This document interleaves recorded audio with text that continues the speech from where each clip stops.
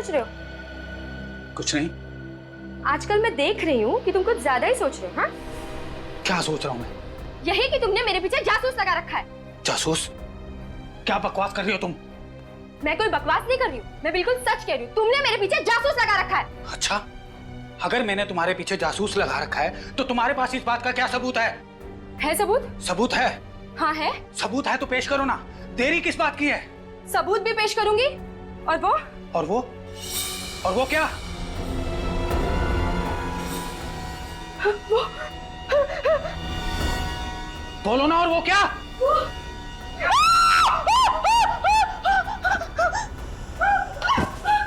गीता, गीता क्या हुआ तुम्हें?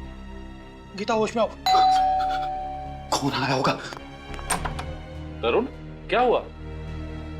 अरे अरे क्या हुआ भाभी जी को? ये चीख क्यों नहीं थी? पता नहीं क्या हुआ।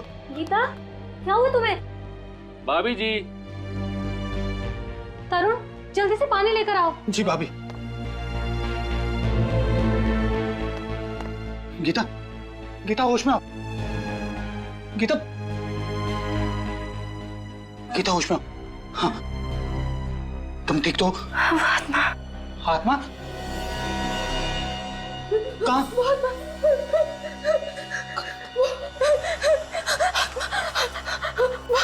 सामने वाले टेरेस पर। लेकिन वहां तो कुछ भी नजर नहीं आ रहा गीता। तरुण, मेरा विश्वास करो, वहां मैंने आत्मा देखी। अच्छा, हम उस बिल्डिंग में जाते हैं और वहां के वॉचमैन और सेक्रेटरी को लेके वो टेरेस खुलवाते हैं।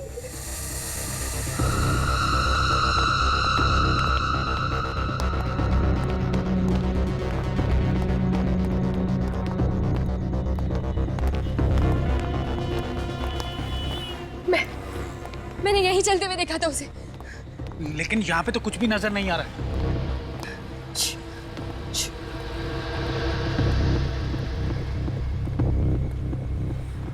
यही कहीं आसपास होगी वो आत्मा। भाभी जी, आप भी ना। अरे आप जैसी पढ़ी लिखी औरत इस तरह की बात कर रही है? कोई आत्मा वात्मा नहीं होती। होती है, मैंने उसे अपनी आंखों से देखा और मेरी आंखें कभी धोखा नहीं खा सकती। तुम्हें किसने कहा कि आंखें धोखा नहीं खाती? कई बार हमारा मन जो देखना चाहता है उसकी इच्छा शक्ति इतनी ताकतवर होती है कि जो चीजें वहां नहीं होती वो भी आंखों को दिखाई देती हैं। मतलब तुम ये कहना चाहते हो कि मैं पागल हूँ? हाँ? मुझे ऐसी चीजें दिखती हैं जो है ही नहीं।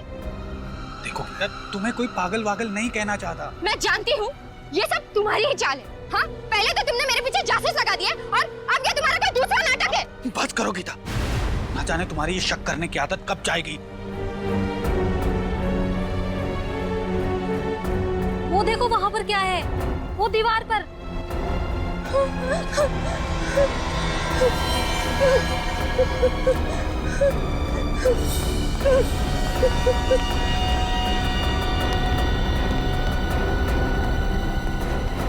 ये तो खून है। देखा, देखा, मैंने कहा था ना कि कोई आत्मा है। इस टेरेस पर मैंने किसी आत्मा को देखा है। अब तो यकीन हुआ ना आप लोगों को मेरी बातों पर? उस आत्मा ने किसी को मार दिया है और ये उसी का खून है।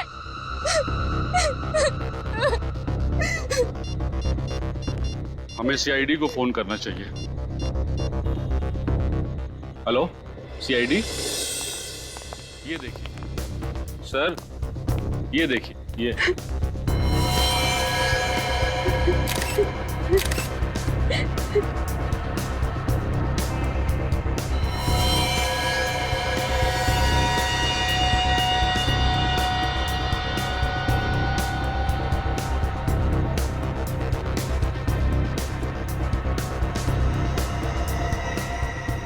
खून अभी भी ताजा है। अभी थोड़ी देर पहले तो मारा उस आत्मा ने। आत्मा ने? आत्मा के पास कोई चाकू वगैरह था क्या जो उसने मारने वाले का खून निकाल दिया? हाँ? मारा किसे इस आत्मा ने? यहाँ तो कोई लाश नजर नहीं आ रही। मगर खून तो है ना, फिर ये खून आया कहाँ से?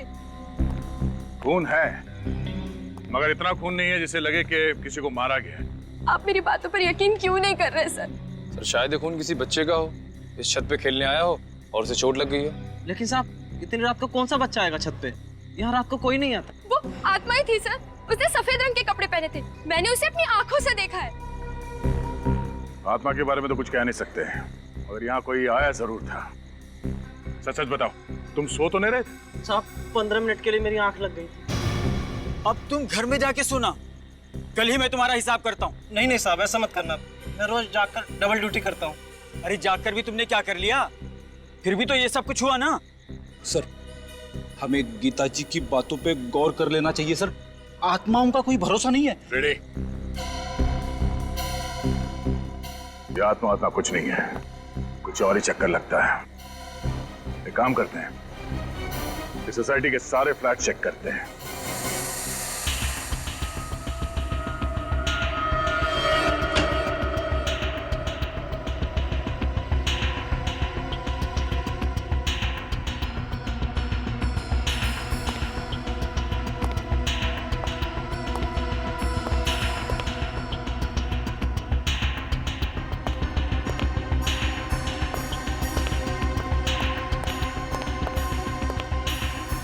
सुमित,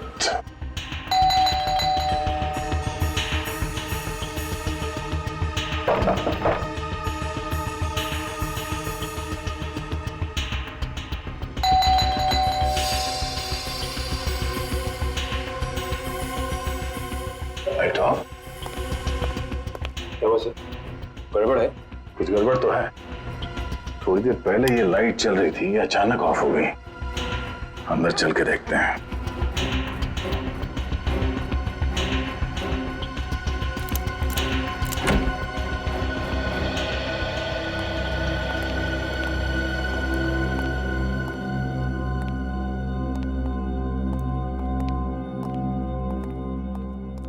सर वो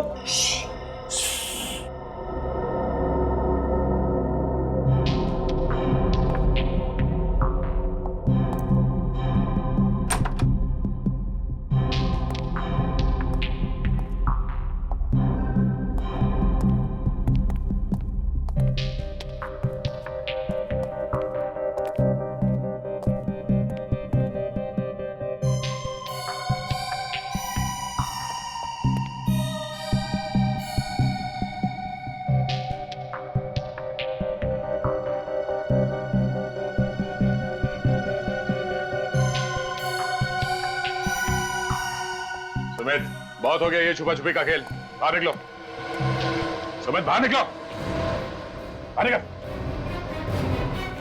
आराम से सर, आराम से, आराम से, आराम से। सर पैर में चोट लगी है। पैर में चोट लगी तो इस पलंग के नीचे छुपने की क्या जरूरत है? हाँ? क्या छुपा रहे हो तुम हमसे? डर गया था सर, कहीं आप गिरफ्तार ना कर ले। गिरफ्तार? मगर तुम्हें कैसे पता चला कि हम लोग कौन है? रात को इस तरह कौन आता है सर? सर मैंने कोई गुनाह नहीं किया सर, मैं सच कह रहा हूँ। आप मेरी पत्नी की बातों पर यकीन मत कीजिए। पत्नी? ये पत्नी कहाँ से आ गई बीच में? आप लोगों को मेरी पत्नी ने नहीं भेजा। नहीं, तुम्हें क्यों लगता है कि तुम्हारी पत्नी तुम्हें गिरफ्तार करवाना चाहती है? उसने मुझ पर झूठा केस कर दिया है कि मैं उसे दहेज के लिए परेशान करता हूँ। अब मैं बेचारा शरीफ आदमी उसके सामने चू तक नहीं करता, उससे दहेज कैसे मांग सकता हूँ? तो तुम्हें लगता है कि दहेज लेने के इल्जाम की वजह से हम तुम्हें गिरफ्तार करने आए? हाँ सर, मैं तो यही समझा था। मगर आप लोग क्यों आए? बहुत जल्द पता चल जाएगा। हमारे साथ यहाँ पे कोई और भी था थोड़ी देर पहले? नहीं सर, मैं यहाँ अकेला रहता हूँ। थोड़ी देर पहले तुम छत पे गए थे? सर कैसा मजाक कर रहे हैं सर? सर चोट के साथ मुझे बाथरूम जाने में मुश्किल होती है, तो छत पर कैसे जाऊंगा? लिफ्ट से? इसका मतलब है छत पे मिले खून का राज इस फ्लैट में नहीं किसी और फ्लैट में है। श्रेया, छत पे जो खून मिला था उसे फॉरेंसिक लैब भिजवा दो। अभिजीत को बुलाओ। इतनी रात को कौन हो सकता है? 12:30। जी कहिए। Abhijit, senior inspector Abhijit, CID से। सीआईडी से? क्या बात है ऑफिसर, सब ठीक तो है? जी हमें सिर्फ इतना पूछना था कि आपके घर में किसी को चोट तो नहीं लगी है? चोट तो नहीं लगी, लेकिन मेरा बड़ा बेटा अविनाश कुछ दिनों से अस्पताल में। अच्छा, हॉस्पिटल में है? जी सर। हम इसलिए पूछ रहे हैं कि आपकी बिल्डिंग के छत की वॉल पे हमें खून के छींटे मिले हैं। हमारे टेरेस पे खून की छींटे? जी। कौन कौन है आपके घर में? सर मेरी बीवी सुषमा, ये मेरी बीवी सुषमा है, और छोटा बेटा अमन, और जैसे मैंने आपको बताया कि अविनाश तो अस्पताल में। आप? सुषमा, ये सीआईडी ऑफिसर है, कह रहे हैं कि हमारे टेरेस के दीवार पे खून के छींटे लगे हुए हैं। खून के छींटे? लेकिन सर किसका हो सकता है वो खून? जी वही पता लगाने की कोशिश कर रहे हैं हम। अच्छा, ये जो फ्लैट है 601 नंबर का, इसका मालिक कौन है? इसका मालिक तो आपके सामने खड़ा है, ये मेरा ही फ्लैट है। अच्छा अच्छा, तो अब दो फ्लैट हैं आपके? जी हाँ सर, ये फ्लैट मैंने किसी को किराए पे देके रखा हूँ। किसे दिया है किराए पे? 2 लड़के हैं, विशाल और राहुल। विशाल और राहुल? हाँ, मुंबई आए कुछ मॉडल बनने के लिए। अच्छा, फ्लैट तो बंद है, कहाँ है लोग? इनका कोई ठिकाना नहीं रहता सर, बस कभी भी आ जाते हैं। मैं तो बस परेशान हो गया इनको फ्लैट देखकर। क्यों, ऐसा क्या करते हैं वो लोग? बस रात भर लाउड म्यूजिक, उछल कूद। मैं तो क्या, पूरा सोसाइटी के लोग उनसे परेशान है सर। हाँ सर, हमने तो उनको नोटिस दे दिया है, अगले महीने की 3 तारीख को छोड़ना है उनको फ्लैट बस। सर, आपके पास अगर कोई अच्छा किराएदार मिले तो बता दीजिए सर, हम तो बस परेशान हो गए इनसे। क्यों नहीं, जरूर बताएंगे। पहले जरा फ्लैट तो देख ले। ये? हाँ, चाबी है ना आपके पास? जी है सर। जरा दीजिए। ये लीजिए सर।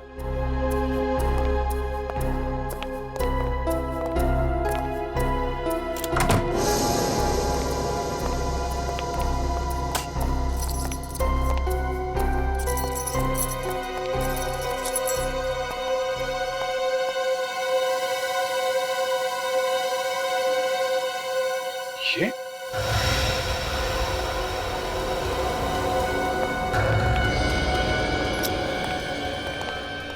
यहाँ पे भी खून? शीशे के ऊपर इतने सारे खून के छींटे?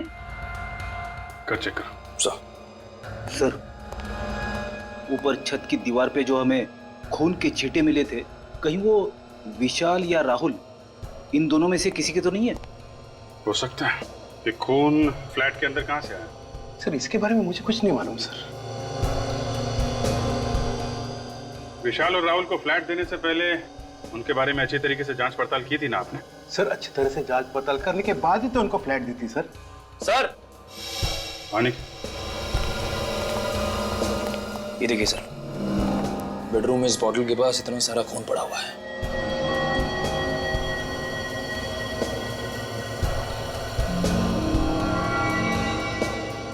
बोतल पे भी खून है। लगता है ये बोतल विशाल या राहुल के हाथ में होगी। सर, हो सकता है राहुल और विशाल का आपस में झगड़ा हुआ हो और उसमें से किसी को चोट लग गई हो और ये सारा खून उसी वजह से निकला हो। ऐसा लगता नहीं है, खून चोट से निकला है। देख रहा खून के छींटे चारों तरफ। कुछ और ही हुआ है यहाँ पे।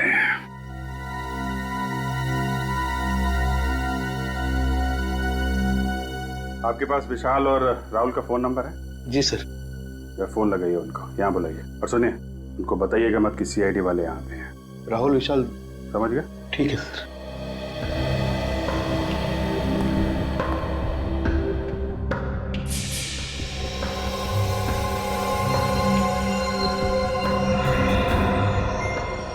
ये क्या है?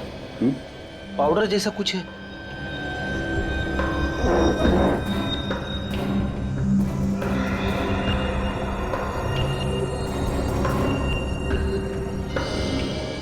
सर, ये तो ड्रग्स है। ड्रग्स? ड्रग्स कहाँ से आई?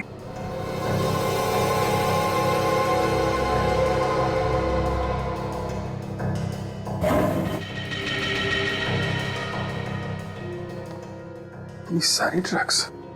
सर, ये तो लाखों की ड्रग्स होगी। कहीं ऐसा तो नहीं कि ये राहुल और विशाल ड्रग्स बेचने का धंधा करते हो? ऐसा ही लग रहा है सर।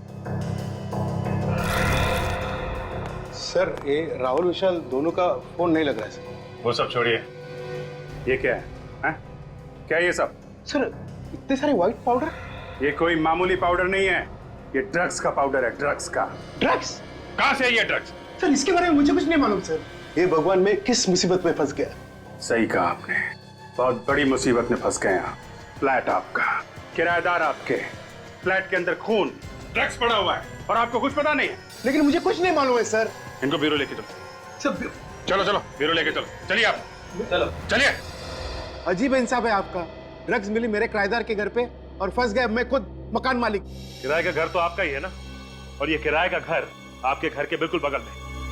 सब कुछ आपकी नाक के नीचे हुआ और आपको पता तक नहीं चला। हा? सर मैं पहले से ही बहुत परेशान हूं सर। अगर मुझे इसके बारे में जरा सा भी कुछ मालूम होता तो मैं खुद पुलिस के पास जाता। मिस्टर राकेश, विशाल और राहुल दोनों के फोन लगातार बंद आ रहे। आप मुसीबत में फंसते ही जा रहे और इसमें से बाहर निकलने का कोई भी रास्ता नजर नहीं आ रहा है, समझे? सर मुझसे बहुत बड़ी गलती हुई सर, उन दोनों को मकान भाड़े पे देकर। और तो और राकेश जी, हमें तो यह भी लगता है कि ये ड्रग्स का सारा व्यापार आपके फ्लैट से ही चल रहा था। क्या जवाब है आपका? मैं क्या जवाब दूं सर, इस चक्कर में मैं खुद फंसता जा रहा हूं।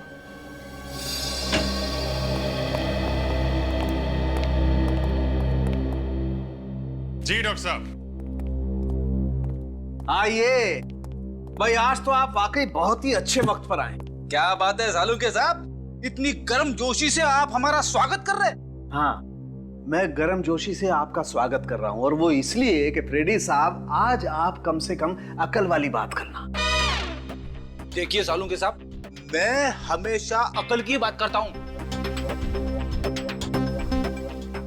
देखो, टेरेस पे मिला हुआ खून और राकेश के दूसरे फ्लैट में मिला हुआ खून, ये दोनों खून राहुल या विशाल, इनमें से किसी एक का है ना? कर दिया ना सत्यानाश? मुंह खोलते ही कर दिया ना सत्यानाश? क्यों?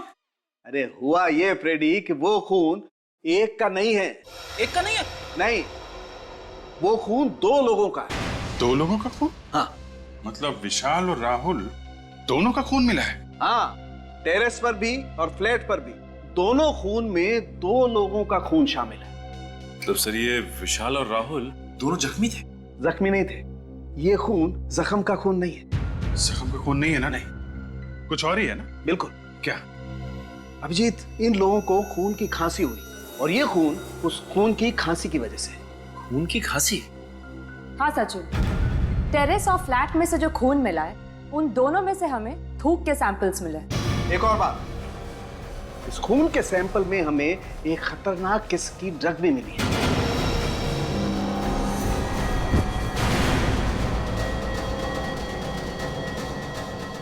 तारिका, तारिका, निकल, एम्बुलेंस को फोन करो जल्दी। नहीं घबरा मत, ये उस ड्रग का ही असर है, ठीक हो जाएगी। तुम एक काम करो, जरा पानी लेकर आओ। पानी, पानी।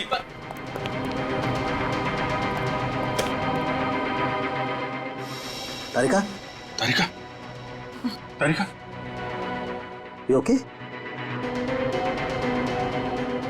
सर, आ जाओ। ठीक, you okay? Yes sir. I am sorry sir, मुझे लगा छोटा सा टेस्ट है, बिना मास्क के ही हो जाएगा। कमाल है, अपना ध्यान रखना चाहिए तारिका जी, आपको इतनी लापरवाही नहीं करनी चाहिए। अगर आपको कुछ हो जाता तो मैं तो। अभी मैं ठीक हूँ अभिजीत, थैंक्स। ध्यान रखिए आप। सर वैसे इस ड्रग का नाम क्या है जिसकी वजह से इतना सब कुछ हो रहा है? बैक्सट्रॉल 100 बहुत ही खतरनाक ड्रग है। एक बार ये ड्रग शरीर के अंदर गई, खून में शामिल हुई, तो 15 मिनट से ज्यादा जिंदा रहना नामुमकिन है। बस सिर्फ 15 मिनट?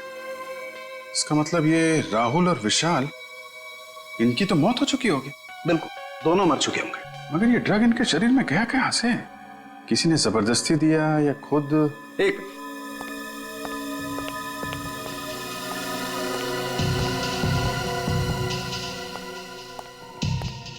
विजीत, ये जरा बॉटल के ढक्कन को गौर से देखो।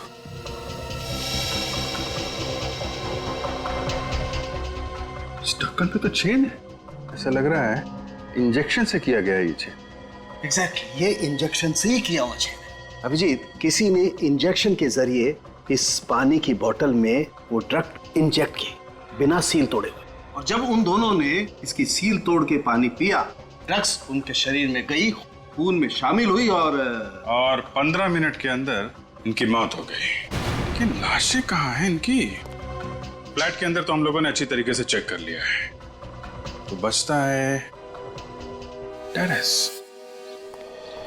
क्या राहुल और विशाल दोनों का खून हो गया? जी हाँ। इन दोनों की लाश मिली आप लोगों को? नहीं अभी तक नहीं, वही ढूंढने आया। लेकिन सर, एक बार तो आप यहाँ पे आके तलाशी लेकर जा चुके हैं ना, तो दोबारा यहाँ आने का क्या मतलब? सेक्रेटरी साहब, कहीं आप ही का हाथ तो नहीं है इस राहुल और विशाल के खून में? अरे नहीं नहीं सर, मैं भला क्यों किसी का खून करने लगा? आपको जो करना है वो कीजिए, मैं यहाँ खामोश खड़ा रहूंगा।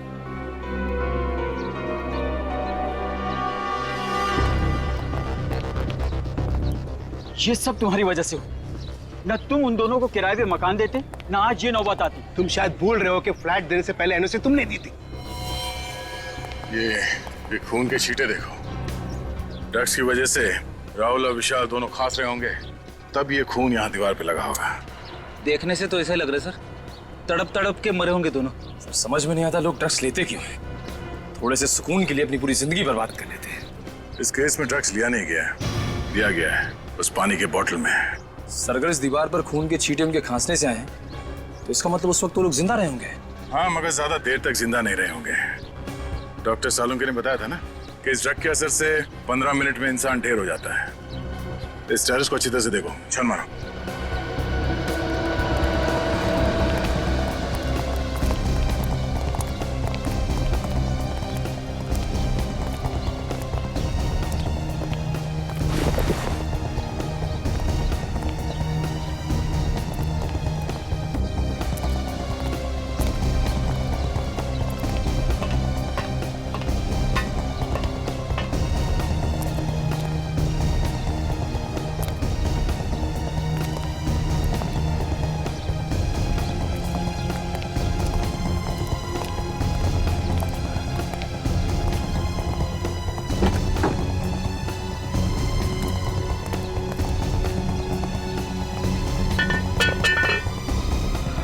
सफेद कपड़ा?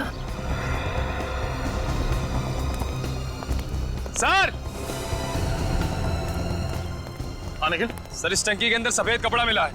सर शायद ही वही कपड़ा है जिसे गीता जी ने उस आत्मा को पहने हुए देखा था।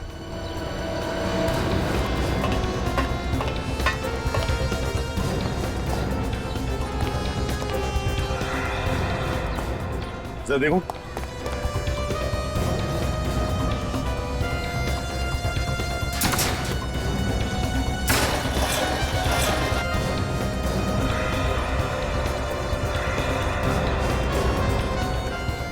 ये क्या है?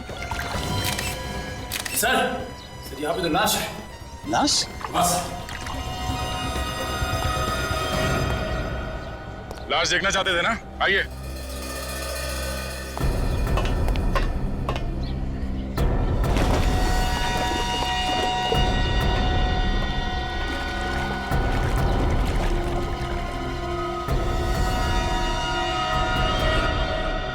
क्या कहना है? ये तो राहुल है। यार दूसरी लाश तो नहीं है। सर, सर जल्दी आइए। निखिल,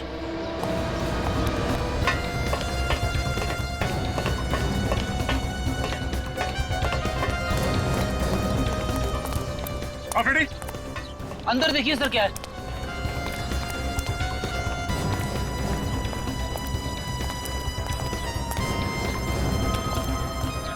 ये देखिए सर, ये खुफिया जगह जैसी लग रही है। अंदर चल के देखते हैं।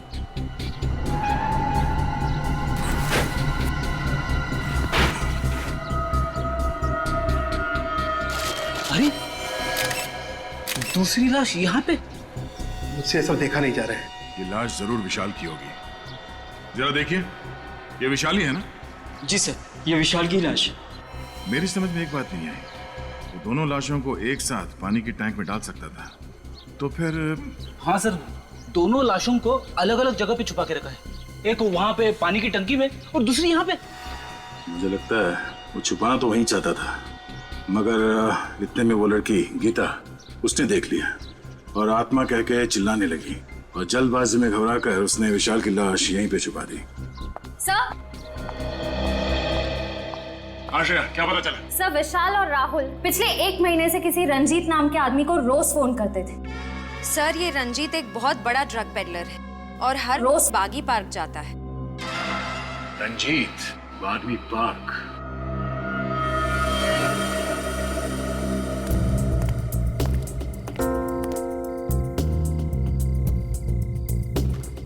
सर, पार्क में तो कोई ड्रग्स बेचने वाला नजर नहीं आ रहा है। लगे रहो फ्रेडी, वो आएगा, जरूर आएगा। चना ले लो, चना गर्मा गर्म चना ले लो भाई साहब, चना चना भाई साहब, चना ले लो गर्मा गर्म। अरे फर्स्ट क्लास है साहब, ले लो। सर ले लेंगे बाद में। चना ले लो, चना चना गर्मा गर्म चना ले लो, चना चना चना ले लो भाई साहब, चना ले लो गर्मा गर्म, चना चना गर्मा गर्म चना। जी भाई साहब। वैसे आपकी घड़ी में टाइम क्या हुआ है? मेरी घड़ी खराब हो गई। 8:15। अच्छा ये बताओ कि यहाँ पे माल कौन बेचता है? अरे साहब माफ करो, चना ले लो, चना चना गर्मा गर्म। अरे भैया मुंह में दांत नहीं है, चने खिला रहे हो भाई। चना ले लो, चना चना गर्मा गर्म चना, चना ले लो भाई साहब, चना चना गर्मा गर्म चना ले लो, चना चना गर्मा गर्म चना ले लो भाई साहब, चना चना गर्मा गर्म चना ले लो भाई साहब, चना चना। श्रेया ने एमएमएस भेजा है, इस रंजीत की कुंडली मिल गई है, फोटो भी आ गई इधर। अब तो हम बड़ी आसानी से रंजीत को पकड़ सकते। इडली खाओगे फ्रेडी? इडली? हाँ हाँ, ड्यूटी के वक्त खाने की बात मत करना। खाना सामने हो तो खा ही लेते हैं। अरे भाई सुनो। हाँ साहब। आओ भाई सचिन, इडली खाते हैं। जरा इडली लगा। हाँ। कितने की इडली है? 15 रुपए प्लेट साहब। भाई 15 रुपए तो बहुत महंगी बेच रहे हो, थोड़ा सस्ता करो। 10 रुपए? ठीक है साहब, आप भी क्या रखोगे, आप 10 रुपए दे देना। मेरी समझ में ये नहीं आ रहा है कि अगर ये सबको ऐसी डिस्काउंट देता रहेगा तो इसका घर कैसे चलेगा? घर चलाने के लिए ये दूसरा माल बेचता है फ्रेडी। दूसरा वाला माल? ये आप कौन से दूसरे वाले माल की बात कर रहे हैं साहब? अरे वो ड्रग्स। ड्रग्स? हाँ रंजीत बाबू, ड्रग्स। आप मेरा नाम कैसे जानते हो साहब? नाम तो क्या, हम तो तुम्हारा पूरा इतिहास जानते हैं। ड्रग्स बेचता है साहब, मुझे छोड़ दो साहब। साहब ड्रग्स बेचने वाले से मुझे बहुत नफरत है।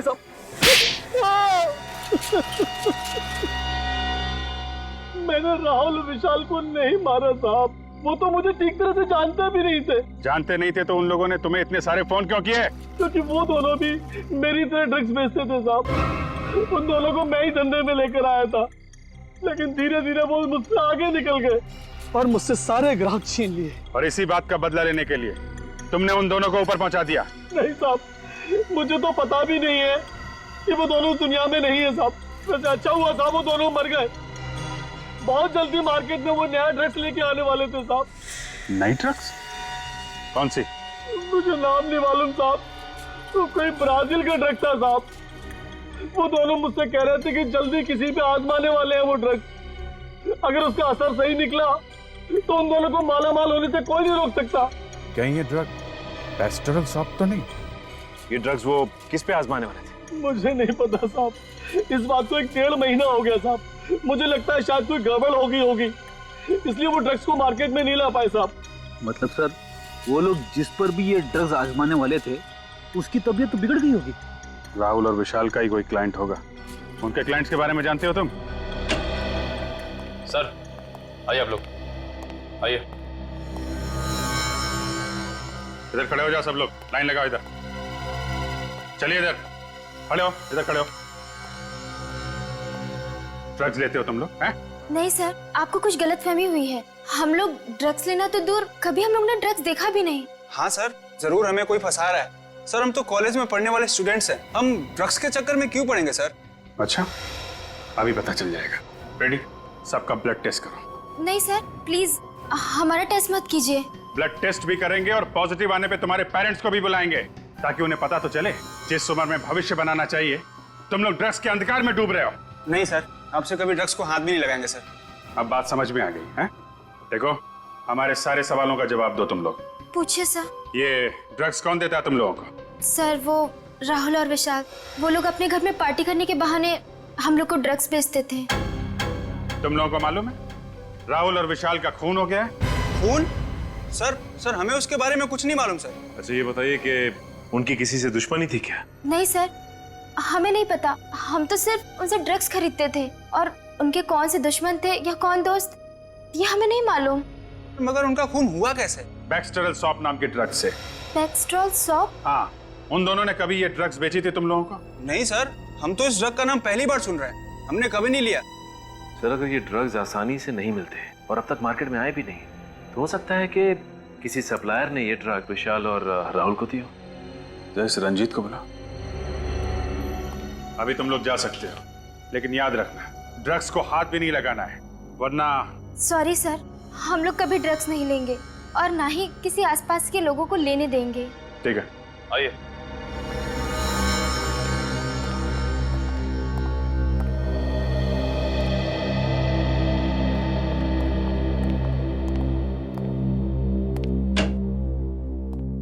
सर, रंजीत बैक्सटेरल सॉप, ये ड्रग कौन सप्लाई करता है? मोंटी। मोंटी? हाँ साहब, मोंटी पेशे से बिजनेसमैन है, लेकिन उनके सफेद धंधे के पीछे ड्रग्स का काला धंधा छुपा हुआ है साहब। मोंटी, चलो जरा इस मोंटी से मिल लेते हैं।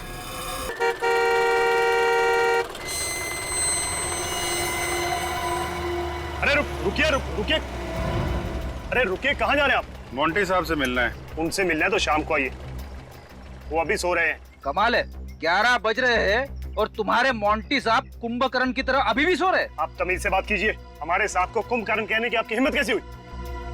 जरा इस पे गौर फरमाएंगे? सीआईडी। अब बताओ क्या कर रहे हैं आपके मोंटी साहब? वो वाकई में सो रहे हैं, क्योंकि रात को देर रात तक पार्टी करते हैं और फिर दोपहर के बाद ही उठते हैं।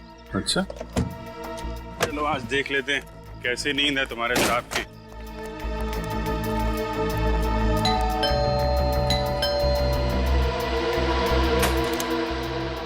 कहाँ है तुम्हारे मोंटी साहब? मोंटी साहब तो ऊपर वाले कमरे में सो रहे हैं। ऊपर? हाँ सर। चलो दिखाओ।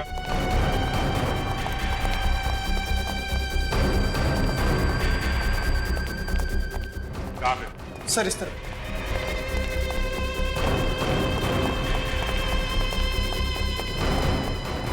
ये सर। मोंटी साहब दरवाजा खोलिए। मोंटी साहब, पीछे आओ जरा, पीछे आओ।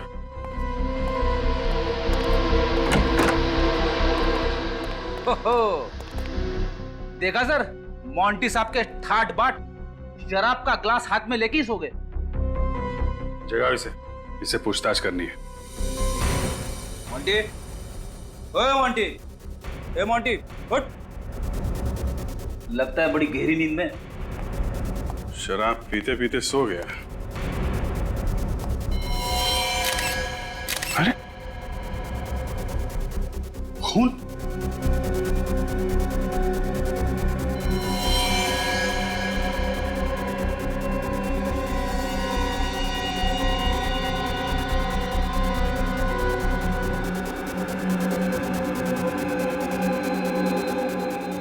ये तो मर गया।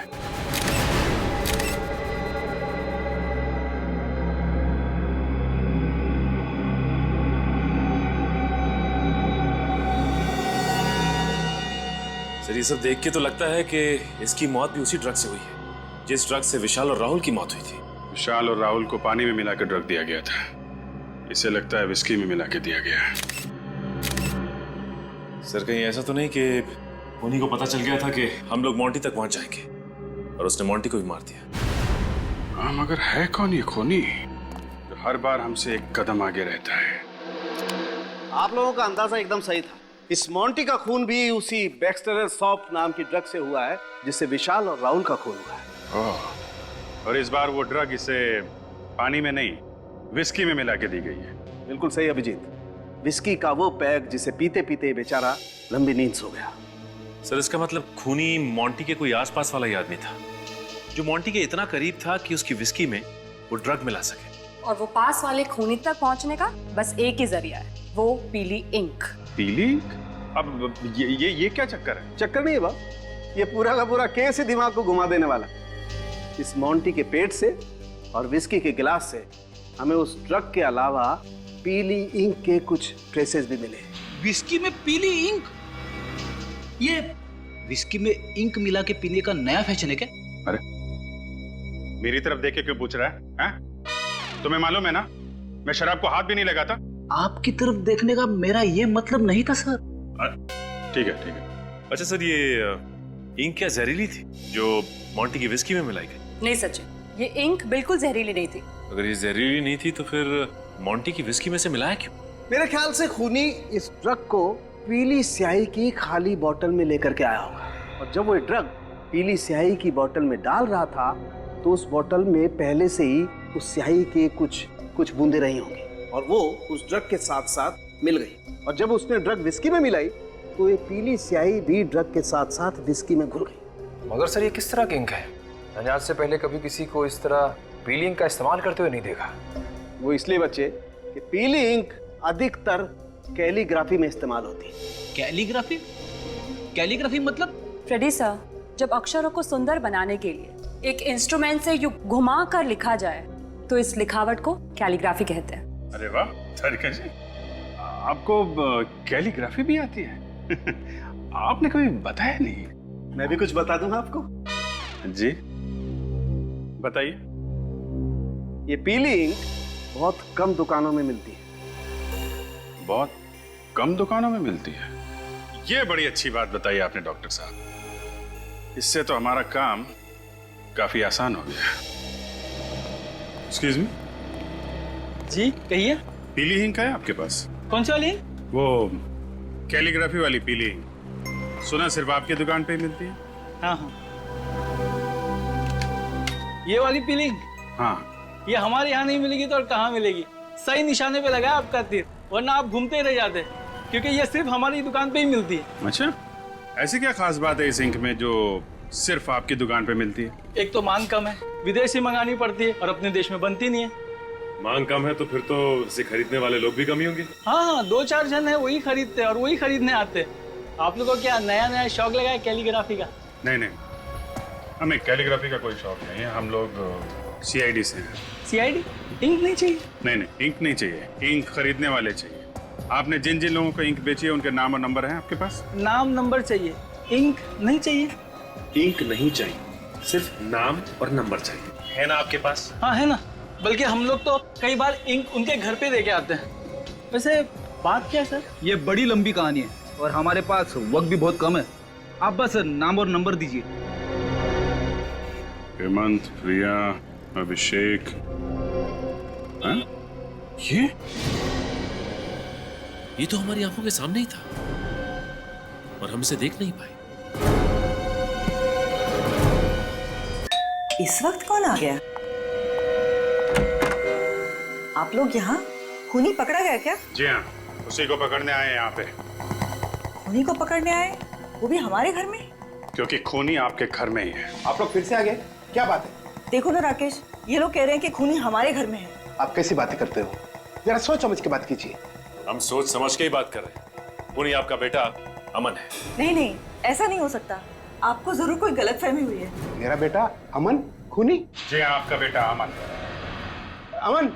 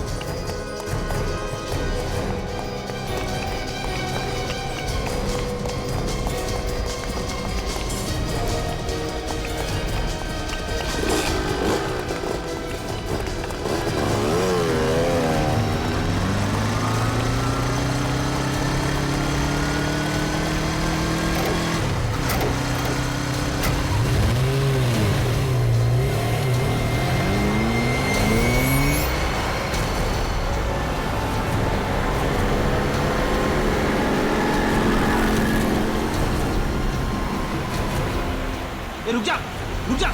जाएगा कहाँ? आगे रास्ता बंद है।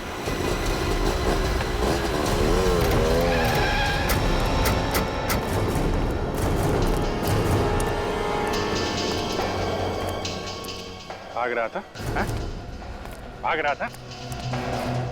CID से भागने के सपने देखने की कोशिश बहुत मुजरिमों ने की, लेकिन आज तक ना कोई भाग पाया है ना भाग पाएगा।